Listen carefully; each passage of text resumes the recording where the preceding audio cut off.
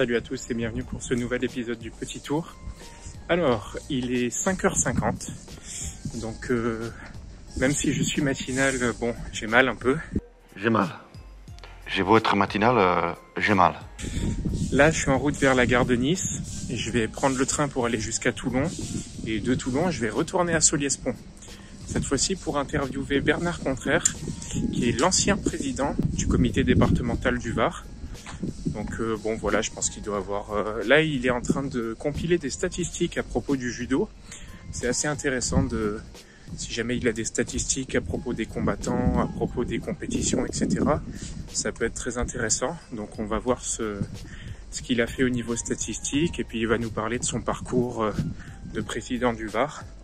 Voilà, comme d'habitude, je vous laisse de suite avec l'interview. Et je vous dis à la prochaine sur la chaîne Histoire des Arts Martiaux. Salut! Tu iras faire un petit tour.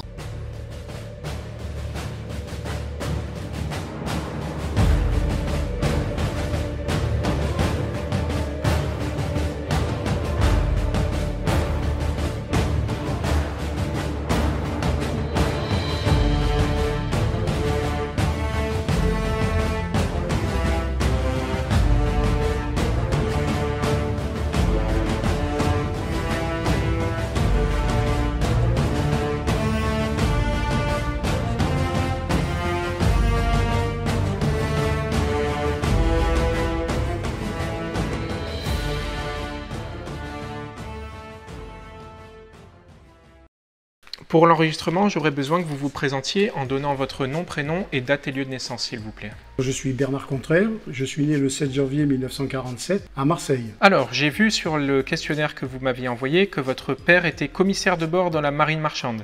Tout à fait, il était d'abord à Sud-Atlantique, sur le Pasteur, et quand la compagnie a fusionné avec la compagnie des chargeurs réunis, nous avons déménagé, nous sommes partis au Havre. Vous aviez quel âge quand vous êtes allé au Havre? 58-59, je devais avoir 11 ans, 12 ans. Je vois ici que vous avez entendu parler du judo lorsque vous étiez adolescent au judo club de la Porte Océane au Havre. Tout à fait, tout à fait. Alors, comment ça s'est passé? Racontez-moi. C'est-à-dire que j'avais un copain qui faisait du judo, justement dans ce club à la Porte Océane. Un jour, il me dit, viens voir Bert. Je lui dis, d'accord, donc on est monté, on est allé voir, c'était à 3 pâtés de maison de chez nous, quoi. Et là, j'assistais au cours, mais j'étais sur la porte, je n'entrais pas dans le dojo, quoi. Et voilà, j'ai dit, putain, ça me plairait, ça, et putain, c'est bien. Mais ma mère n'a jamais voulu que je fasse du judo, parce que j'avais eu le bras cassé quand j'étais plus jeune, et donc elle disait, non, tu vas te faire mal au bras encore avec ça, donc elle n'a pas voulu. Vous aviez quel âge quand vous avez connu le judo? 14 ans. Donc, judo club de la Porte Océane, qui en était le professeur? Je ne sais pas du tout. Franchement, je sais pas. Vous étiez seulement allé pour regarder? Pour voir, oui, ouais. Pour voir, oui. Vous avez commencé à pratiquer bien plus tard? Oula, oui, bien plus tard, bien plus tard. Donc, après votre mariage, d'après ce que je vois ici, vous avez voulu reprendre le sport, c'était en septembre 1976. Voilà. Parce que quand même, quand j'étais au Havre, du sport, j'en faisais. J'ai fait beaucoup de vélo. J'ai fait en équipe du rugby. Du foot, ça, on n'avait pas besoin d'aller dans un club parce qu'on avait une grande place devant chez nous, là, on appelait ça la place rouge. J'ai été engagé 5 ans dans la marine nationale, et c'est vrai que je me suis dit, tiens, tu vas peut-être pouvoir aller à l'USAM, parce que je savais que l'USAM c'était le club un peu omnisport de la marine, quoi. Et puis en fait, sur l'affectation que j'avais, qui était un dragueur de mine, la Cante, on faisait souvent des sorties et tout, j'étais pas souvent, pas jamais, mais pas souvent à terre, quoi. Puis je suis allé voir, quand je me suis marié, après j'ai habité Solliès-Pont, et c'est un copain qui m'a dit, ben, écoute, viens avec moi au judo, quoi. Et donc c'est comme ça que j'ai atterri... Donc 1976, vous avez atterri ici même en fait dans ce club-là? Oui, il était licencié ici, et donc je suis venu, il m'a montré où c'était. Le professeur était déjà Bruno Seren? Non, c'était monsieur Paul Toucas. Ah d'accord, donc le fondateur du club. Le fondateur du club, oui. Alors c'est intéressant parce que j'ai pas beaucoup d'informations à propos de ce monsieur. Vous savez de qui il avait appris le judo ou dans quelle ville? Non, je sais pas tout exactement, je sais qu'il est revenu ici parce qu'il s'appelait monsieur Toucas, ça s'invente pas, et je crois que ses ancêtres étaient de Tocasso, c'était des gens qui étaient d'ici, et parce qu'il faisait aussi la gymnastique des féminines sur le tapis, et donc ma femme était venue, il était très gentil comme monsieur, très sympathique, et il racontait l'histoire de Solliès Toucas avec beaucoup de... on voyait qu'il avait un attachement assez profond même si c'était un monsieur qui a fait pratiquement sa vie en Algérie, quoi. Oui, il était d'Oran, c'est ça? D'Oran, tout à fait, tout à fait. Mais il est venu ici en toute connaissance de cause parce qu'il voulait retrouver un petit peu ses racines, quoi. D'accord. La racine de ses ancêtres. Et il a créé, il a même montré, ça c'est ma femme qui me l'a raconté parce que moi je l'ai jamais vu, le premier mur qui a été construit à Soliès-Toucas, quoi. D'accord. Bon. Donc il en connaissait un rayon. Il en connaissait, oui, il en connaissait. Et niveau judo, vous savez pas où il avait appris?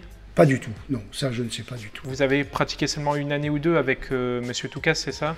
Non, même pas, parce que Bruno était déjà là, quoi. Même, puisque, même s'il n'avait pas encore passé son BE, quoi, je veux dire, il était... ça faisait partie de son apprentissage, quoi, en fait. Voilà, donc il était ici, parce que Monsieur Toucas a dû me donner 1 ou 2 cours. Ouais, allez, deux cours, je me rappelle plus bien, mais à peu près parce qu'il m'avait prêté un kimono, parce que je n'avais pas acheté de kimono encore, hein, je ne savais pas si j'allais rester. Voilà, quoi, Donc votre formation, ça a surtout été l'enseignement de Bruno Sereine. Ah oui, oui, tout à fait, tout à fait. Vous me dites là dans le questionnaire que c'est un inconditionnel de la forme du corps. Alors expliquez un petit peu. Mais en fait, au départ, il vous laisse faire, il laisse un peu découvrir, Bruno. Pour ma part, j'ai une petite anecdote. Quand j'ai fait mes premiers cours avec lui, on faisait Uchikomi et il nous dit à l'ensemble du cours, il dit bon, Uchikomi, vous partez du fond de la salle et pour faire un Uchikomi sur un demi-tour, donc mouvement d'épaule, quoi, Ippon ou Moroté. Et moi, je le regarde, je lui dis, mais Bruno, quelle jambe je recule en premier pour faire le demi-tour? Et il me regarde, il me dit, débrouille-toi, va là-bas, va à l'autre bout de la salle. Voilà. Après, c'est une façon de découvrir un petit peu sa façon pour qu'on découvre soi-même, c'est vrai. Mais c'est une question, maintenant, avec le recul, ou maintenant, je ne me pose pas ce genre de questions, c'est une question que les gamins ne se posent pas. Alors que quand on arrive à 30 ans pour commencer à faire du judo, on a tellement peur de faire mal aux gens aussi, aux autres. C'est quand même, je trouve que c'est déjà bien de prendre conscience qu'on peut faire mal, quoi, si on fait mal les choses. Donc pour moi, la première question, c'était aussi, voilà, je voulais savoir un peu où j'allais, et il m'a dit, mais écoute, débrouille-toi. Ce que j'ai fait, je me suis débrouillé.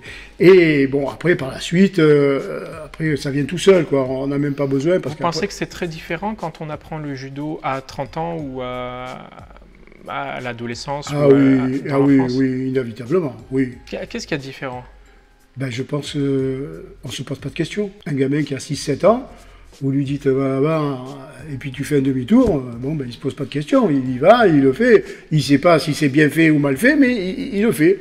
Alors que à mon âge, quand j'ai commencé moi, je me disais, mais comment tu fais là pour faire le demi-tour? On se pose des questions. C'est peut-être idiot, mais voilà, quoi, on se pose des questions, point barre. Comment vous abordez la pratique quand vous arrivez? Bon, vous avez pratiquement 30 ans, vous avez commencé, c'est ça? Oui, pratiquement, parce que j'étais en septembre 76, donc j'allais avoir 30 ans en janvier. Ouais. Donc voilà, je dis 30 ans. Et du coup, comment on aborde la pratique en voyant que des jeunes qui ont parfois 15 ou 17, 18 ans, ils sont déjà là depuis 10 ans, donc ils ont une expérience énorme. Et on arrive, on est plus âgé, mais on a moins d'expérience. Comment on aborde ce genre de pratique? C'est le côté le plus compliqué. Parce que bon, les gamins de 15 ans, en général, ils sont costauds. Si en plus, ça fait une dizaine d'années qu'ils en font, je peux vous dire que physiquement, ils tiennent la route. Donc, ils arrivent cadets, quoi. Je me rappelle de 2, notamment, là, qui étaient vraiment des bastonneurs, quoi, à 15 ans, qui n'ont jamais passé la ceinture noire, par contre. Parce qu'un jour, ils ont dit, on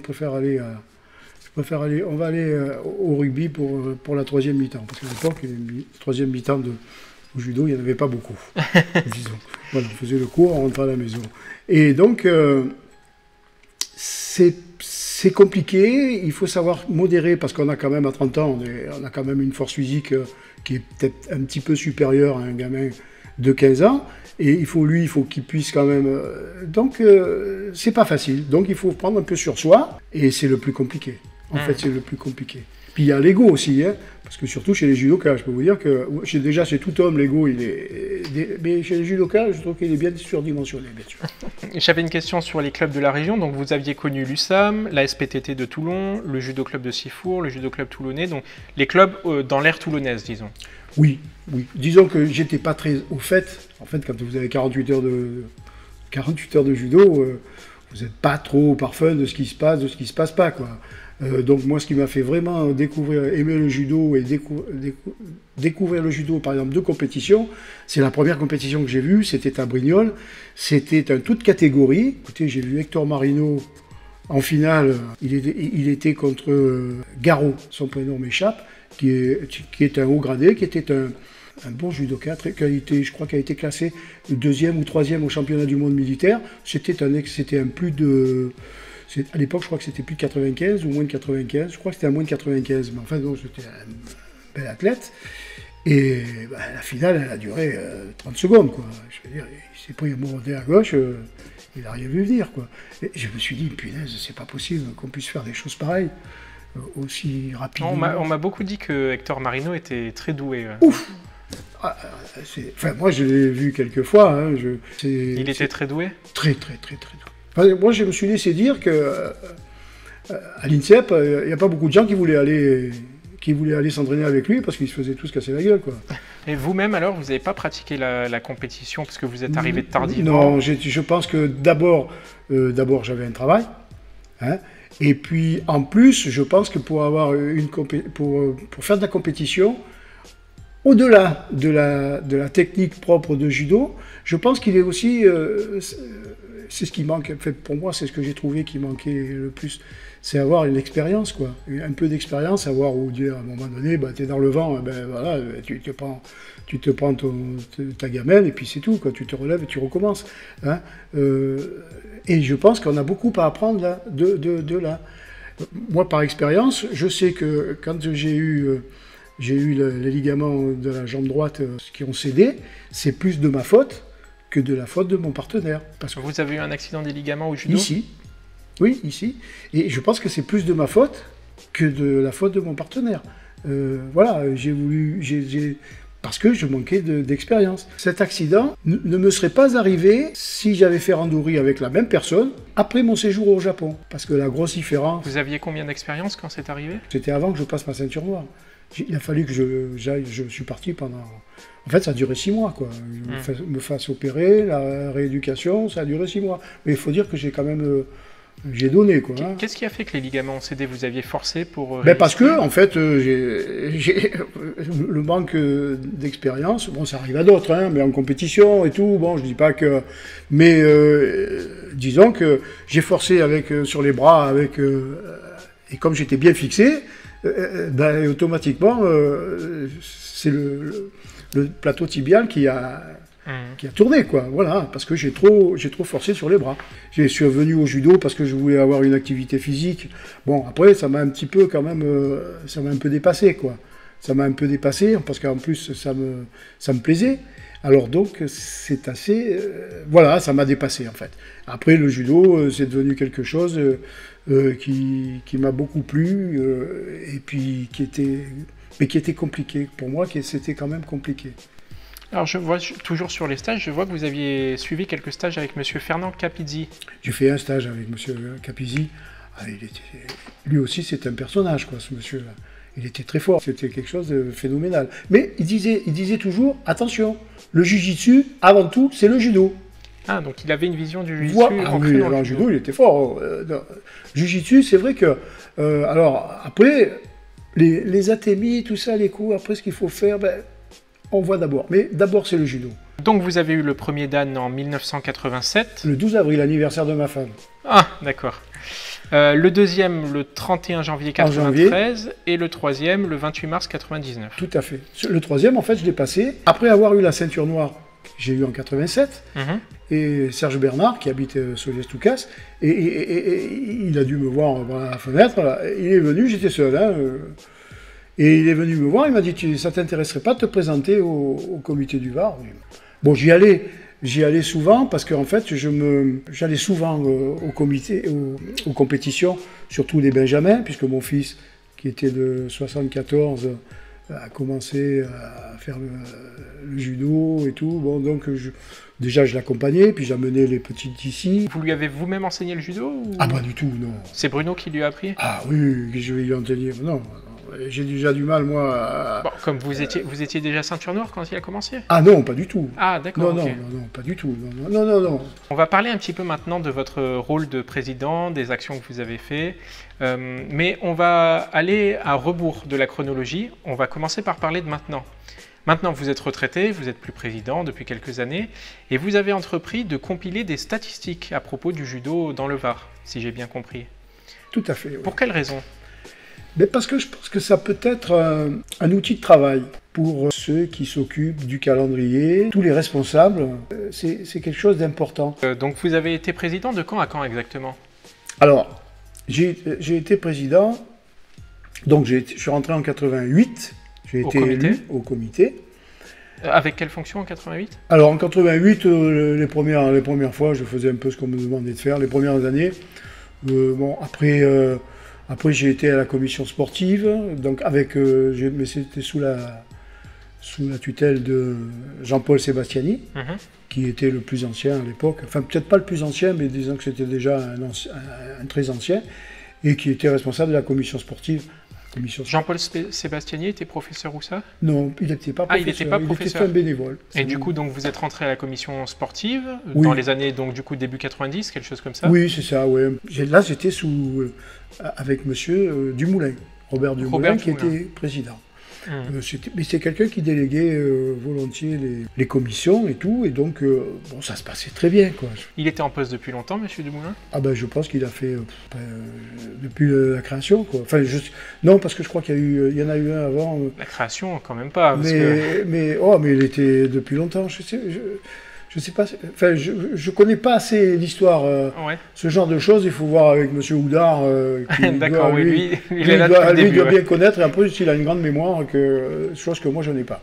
Mais il reste pas de documents, comme vous étiez président du comité, quand même, il reste pas des archives, des documents que le Var a conservés quelque part? Ah ben je pense, oui. Parce que déjà, ne serait-ce que par le biais du GDOS, qui à l'époque nous donnait toutes les coupures de presse, donc qui étaient copiées, classées et tout. Et nous, on a reçu toujours Et donc, c'était conservé dans le bureau? Ah, c'était conservé au bureau. Moi, pour ma part, j'ai toujours continué à les conserver. Après, ça a arrêté, ça, parce que ça coûtait certainement de l'argent. Et votre successeur, monsieur Tarpea, c'est ça? Oui. Et il est dans les mêmes bureaux ou il a déménagé depuis? Ah ben non, le comité a déménagé puisque le conseil général a repris tous les locaux. D'accord. Donc ça fait qu'on était super bien. Là. Quand j'étais à la commission sportive avec Jean-Paul, déjà ça me travaillait l'esprit de dire, putain, ça serait quand même bien si on pouvait faire comment dirais-je, le tirage au sort informatique. Ben voilà, parce que dans l'organisation des compétitions, c'est quand même, c'était un gros problème, quoi. Alors, avant, on faisait à la main, quoi. Alors, on séparait ceux qui avaient gagné l'année d'avant, sur le tirage au sort. Après, on alignait les noms. À la pesée, on avait le droit à une feuille. On voyait tout. Bon, en fait, c'était facile. C'était beaucoup de temps perdu. C'était du temps perdu. C'était du temps perdu. Que ce temps perdu, en fait, malheureusement, comme on dit toujours, le temps perdu ne se rattrape pas, et c'est vrai, mais en l'occurrence, le temps que l'on gagnait avec l'informatisation et le tirage au sort, maintenant, on ne gagne rien, parce qu'en fait, on a plus de compétitions dans la même journée. Oui, d'accord, je vois. Ce qui rend les compétitions très longues, ce qui fait qu'on a de moins en moins de gens, aussi bien en arbitrage, un peu moins...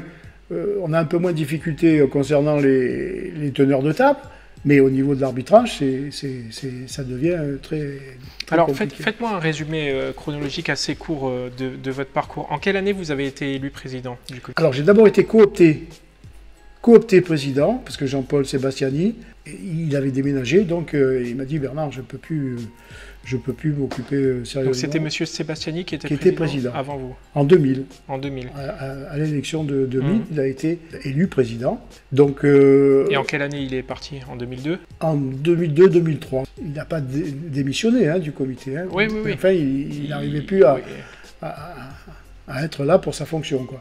Et puis donc, c'est à partir de là que... Et vous êtes resté président de 2002-2003 jusqu'à quand? Jusqu'à 2016. Jusqu'à 2016. Ah, vous avez fait pas mal de temps quand même. Bah, on va dire ça comme ça, oui. J'ai fait après... Vous avez fait pratiquement tout le début de la Ligue PACA, en fait. Parce que vous étiez président du Var au tout début, quand le... Oui, non, peut-être vers 2000, je sais pas. Je crois que la Ligue PACA a été recréée par M. Salzman, justement, oui, ça, dans ces années-là, 2002, 2003. Tout à fait. Le calendrier, il est rempli à craquer, quoi. On ne pourrait même pas en placer une de plus. Donc il y a une très forte, je trouve, proportion de compétition par rapport au reste, quoi. Là, par contre, c'est par rapport au calendrier, parce que là, vous soumettez un problème, c'est vrai qu'on passe toujours les derniers, les départements. C'est-à-dire que quand on va faire le calendrier en Ligue, moi ça m'est arrivé quelques fois quand même, et donc il y a toutes les épreuves mondiales, européennes, enfin toutes ces compétitions, le national, et ça commence par là. Après, il y a les interrégions, après il y a les régions. Bon, maintenant, les interrégions, c'est les régions. Ouais. Hein. Donc, et puis nous, on prend on prend les dates qui restent, quoi. Et donc c'est là, la complexité des départements, elle est là. S'y ajoute la recherche des salles en fonction justement des dates que nous avons, c'est pas obligatoirement que ça tombe bien, quoi. Voilà. Donc voilà, d'où le problème de nos compétitions, c'est ça, quoi. Et du coup, quelle est la place maintenant d'un judoka qui pratique pour le loisir dans tout cela? Parce que... c'est le gros problème. J'ai l'impression, c'est un peu le problème qu'ils ont en karaté. Moi, j'ai fait des recherches sur le karaté avant de travailler sur le judo. C'est un peu le même problème, c'est-à-dire qu'il y a beaucoup de moyens d'organisation, les responsables travaillent beaucoup pour tout ce qui est compétitif. Et à côté, le licencié lambda, entre guillemets, il a accès à son club, quoi, et puis c'est tout. Oui, mais en fait aussi, est-ce que vraiment les clubs, ils se donnent aussi, ils ont une autonomie, les clubs. Ils peuvent recevoir aussi. Ils fusionnent. Ils peuvent, je sais pas, les vétérans, c'est ce qu'ils font. Les seniors, après, c'est plus compliqué, parce que des seniors, vous savez qu'il n'y en a pas beaucoup. Je ne sais pas si vous avez regardé un peu les statistiques des seniors. On est vétérans à partir de 30 ans, quoi. Oui, je sais, c'est un peu pareil dans tous les... donc c'est un peu pareil dans tout. Mais quand vous regardez la marge des seniors, il n'y en a pas énormément. Et alors, quand je regarde les juniors, c'est pareil, il n'y en a pas beaucoup. Donc les animations, elles peuvent se cantonner en fait sur les benjamins, qui est Mais j'ai l'impression qu'on confond la cause et la conséquence. C'est pas parce qu'il n'y a pas beaucoup de seniors que les animations sont concentrées sur les benjamins. Non, mais vous ne rassemblez pas beaucoup de monde. Ce que je veux dire, si vous faites des benjamins, par exemple, si vous faites un stage benjamin, il y aura du monde. Il peut y avoir du monde. Maintenant, après, là, on n'est plus dans le même état d'esprit en ce moment à cause du Covid. Hein. Ouais. Voilà. Mais autrement, on a fait des stages. Bon. Mais après, il y en a... ce qui a un peu cassé cette dynamique de stage... c'est peut-être, je pense, la suppression aussi des départements, que ce soit en junior et en senior. Parce que quand vous faisiez championnats départementaux senior, junior, senior, il y avait du monde quand même. Vous aviez des tableaux de 35 personnes, même plus, quoi, selon les catégories. Après, dans les lourds, il y en avait peut-être un peu moins, ça c'est clair. Il y avait pendant longtemps le Collège des Ceintures Noires qui sortait une revue.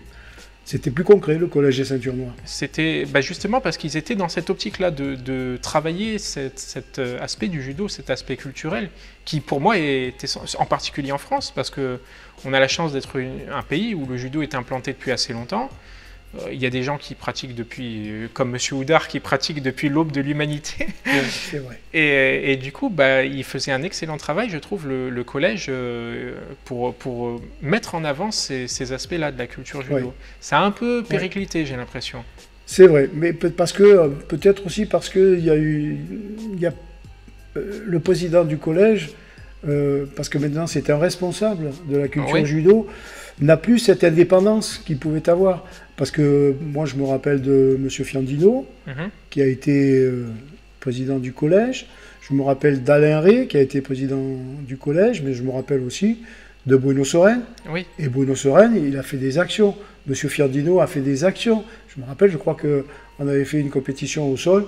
Je crois que c'était oui, je crois que c'était M. Fiandino à l'époque, où j'étais même pas sûr. Je pense pas que j'étais ceinture noire à l'époque, quand même. Enfin, je sais pas. Je me rappelle plus. Si, je devais être ceinture noire, parce qu'autrement, je n'aurais pas pu y aller. Donc, ouais. Je pense que j'étais ceinture noire. On avait fait une petite compétition debout, au sol, chez lui, là, à Sifour. Après, on en avait fait une autre à Draguignan. C'est une des rares médailles que j'ai eues, d'ailleurs. Bruno Soren a fait des actions, à faire venir, par exemple, M. Courtine. M. Courtine est venu en tant qu'invité d'honneur, mais aussi il nous a démontré sa façon de travailler et tout. C'était à hier, je crois, au gymnase du Golf Hotel. Alors, il y a un sujet qui vous tient beaucoup à cœur, c'est l'arbitrage. Qui est alors, d'après ce que j'ai pu voir un petit peu, et j'ai demandé autour de moi, quand j'ai posé des questions d'arbitrage à tous les gens que j'ai interviewés, on dirait l'arbitrage c'est compliqué. Est-ce que c'est vraiment si compliqué que ça, l'arbitrage? Alors déjà, je crois que le premier problème, c'est de trouver des arbitres. Les gens n'ont pas trop envie de faire de l'arbitrage, d'après ce que j'ai compris. Ben, je pense que c'est aussi sociétal. Dire que maintenant, il y a une individualisation de la personne. C'est un vice de l'époque, vous pensez? Ah oui, je pense que ça va avec, hein, quand même. Et du coup, quelles sont les actions que le comité a mis en place sous votre présidence et quelles sont les actions qu'il faudrait renforcer encore maintenant pour soutenir l'arbitrage? De tout temps, il y a eu une école du jeune arbitre qui se terminait. Ils venaient arbitrer, les gamins venaient arbitrer toute la saison, compétition qui pouvait venir, surtout pour les petits, quoi. Hein. Toujours pour une catégorie en dessus. Les gars qui étaient cadets, ils venaient pour les minimes. Hein. D'accord, oui. Le minime, il venait pour les benjamins, ainsi de suite. Dans la réglementation, il est mentionné que pour une compétition, enfin, je sais même pas, parce que depuis 2016, c'est vrai que je ne lis pas, tout le temps, hein, les règlements. Je regarde juste les tranches d'âge qui m'intéressent. Mais autrement, normalement, c'était une obligation de fournir quelqu'un pour l'organisation. Chaque club? Ah oui. D'accord. C'était comme ça. Bon. Alors, après, les grosses discussions, ouais, mais c'est pas normal, ils viennent pas, est-ce qu'on va pénaliser? On va se dédommager? Mais du coup, si disons dans une région, il y a des clubs où il y a beaucoup d'enfants et ça leur plaît pas, on fait quoi? C'est ça le vrai problème, quoi. Bien sûr, oui, je suis d'accord, mais pour moi, c'est quand même vous savez, dans un club, quand le prof il dit quelque chose, en général, on l'écoute. Hein. En général. Hein, après, bon, maintenant, c'est vrai qu'on est peut-être moins à l'écoute du prof. C'est surtout que ça a changé, je pense. Parce que du temps où vous avez commencé le judo, donc en 1976, les gens avaient en général un loisir qui les occupait le temps de leur loisir. Par exemple, ils faisaient de la pêche ou ils faisaient du judo. Ils n'avaient pas plusieurs loisirs. Le XXe siècle, ça a vraiment été le siècle des loisirs et jusqu'au XXIe siècle, ça s'est poursuivi. Maintenant, il y a une multiplication des activités qui fait que les gens n'ont plus tant de temps que ça à accorder à une seule activité. Alors, il faut professionnaliser. Alors voilà, il y a cette solution qui a été évoquée et j'en ai discuté avec un professeur et je lui ai demandé, mais est-ce que ce serait pas bien de mettre des diplômes d'arbitrage, par exemple, pour avoir la ceinture noire, ou pour avoir le 2e dan ou le 3e dan, et d'être obligé de faire de l'arbitrage pour avoir tel ou tel grade. Il y a eu des requis, mais ça a été levé, je crois. Il me semble. Alors, on va parler un petit peu maintenant des galas et des événements qui se déroulent en judo. Alors, il y a le gala des îles d'Or, du dojo des îles d'Or, qui est assez important, qui a lieu une fois l'an, si j'ai bien compris. Oui. En quoi ça consiste exactement, ce gala ? Le gala des îles d'Or, c'était un gala, c'est vrai, où il y avait une grande partie judo, puis après il y avait d'autres... Enfin, les grandes parties judo, en général, c'était des pointures, quoi. Hein, ouais, les gens des démonstrations venaient, techniques des avec démonstrations, des gens très... C'était des pointures, quand même, hein, qui venaient... Là, il me vient Thierry Ray, Fabien Canu, Bernard Toulouillan, Jean-Paul Coche... Oui, c'était que des... Oui, donc il y a des judokas très talentueux. Voilà, des gens, monsieur Abran, quand il faisait son gala, il faisait venir... Ça n'existe plus ?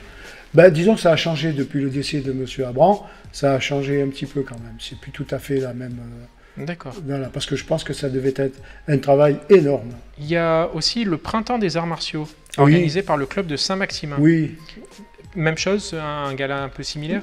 non, pas tout à fait, pas tout à fait. Comment ça s'est passé le passage de relais? Oh, ben, Vous aviez décidé d'arrêter ou... Oui, oui, mais vous savez, je pense à un moment donné. Et du coup, le passage de relais avec votre successeur, ça s'est Oh, bien ben, moi, passé? j'ai jamais eu de problème avec Hervé. Hein. Avec Hervé Tarpéa, j'ai arbitré avec lui. Je veux dire, c'est quelqu'un qui. D'ailleurs, vous avez fait l'éloge de son fils, là. Ah ouais, il est super. Ah, ben, ouais. Parce que vous savez, on a traversé une période difficile. Là. Quand Claude Laurent est parti comme CTR, on n'a plus eu de CTD.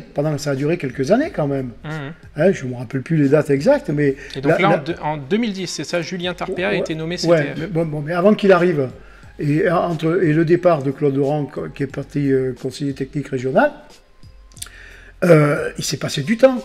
La DTN, qui était à l'époque Brigitte Dédier, avait réussi à nous allouer une somme de façon à ce que l'on puisse faire des stages, faire occuper, quoi. Et donc les gens étaient rémunérés par cette allocation. Donc il y avait des intervenants extérieurs qui Voilà, venaient... on avait Lionel Guillot a fait des stages, il y en a d'autres qui ont fait des stages aussi, de boussole, pas mal quoi, pas mal d'interventions qui ont. Vous voyez ce que je veux dire? C'était quelque chose de compliqué quoi. Donc à mener, mais quand même la Fédé nous a pas laissé tomber pour pouvoir pallier à ce manque de conseillers techniques. Et donc c'est vrai que ça nous a un petit peu... Enfin, moi, personnellement, j'ai vu ça d'un bon œil, quoi. Le choix de... Et donc, quand Julien Tarpéa est arrivé, ça a relancé un peu la oui, machine. oui, bien sûr. Bon, parce que, bon, d'abord, c'est un super mec, hein, c'est un super gars. Hein. Il est compétent. Et les petits... les petits et les grands. Hein. Alors, en mot de la fin, j'ai vu que vous m'aviez dit sur le questionnaire que le temps perdu ne se rattrape pas. Vous regrettez de ne pas avoir commencé plus tôt le judo? Ah oui. Ça aurait été pour vous... Ah oui, je pense que j'aurais peut-être pu... Oui, je pense que j'aurais aimé...